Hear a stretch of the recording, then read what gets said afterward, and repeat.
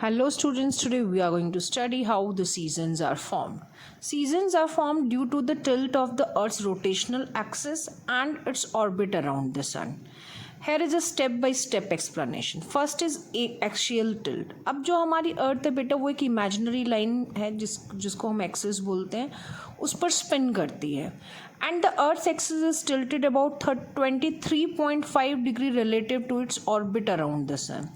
And this tilt remains constant as the sun orbits the sun. ठीक है, as the earth orbits the sun. अब जब earth orbits the sun करती है, sun के चारों तरफ चक्कर लगाती है, तो it's basically covers up 365.25 days, यानी कि 365 days plus 6 hours.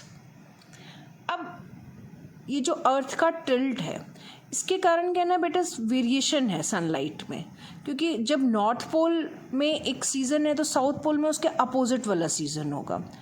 For example अगर हम बात करें स्प्रिंग और ऑटम की, these season occur when the tilt of the earth's axis is such that both hemisphere receives approximately equal amounts of sunlight. This happens during the equinoxes around March 21 and September 23. ठीक है, March 21 का जो equinox होगा उसको हम बोलेंगे spring equinox, और जो September 23 का होगा उसे हम बोलेंगे ऑटम इक्विनॉक्स.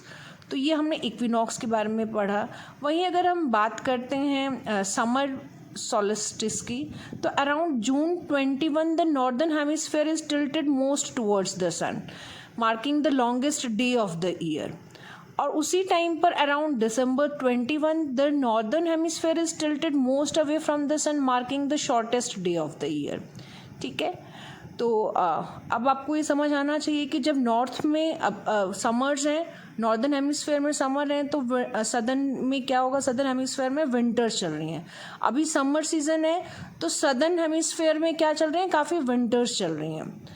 अब जो ये दो इक्विनॉक्सेस हैं बेटा, these occur twice a year when the tilt of the earth's axis is neither towards nor away from the sun, resulting in nearly equal day and equal lengths. The spring equinox occurs around March 21 and the autumn equinox occur around September 23. वहीं अगर हम winter solstice की बात करें, it is on December 21. The northern hemisphere is tilted most away from the sun, marking the shortest day of the year. So December 21 ऐसा बोला जाता है कि शॉर्टेस्ट डे होता है पूरे साल का. और इस टाइम पर क्या होता है, सबसे ज़्यादा दूरी पर होता है नॉर्दर्न हेमिस्फेयर, और इसीलिए शॉर्टेस्ट डे हमें रियलाइज होते हैं.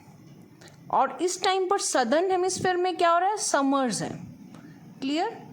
तो इस तरह से आई होप आप लोगों को जो सीज़न एक्सप्लेन किए गए हैं, you are able to understand that, and we will be continuing our studies. Till then, bye bye, have a good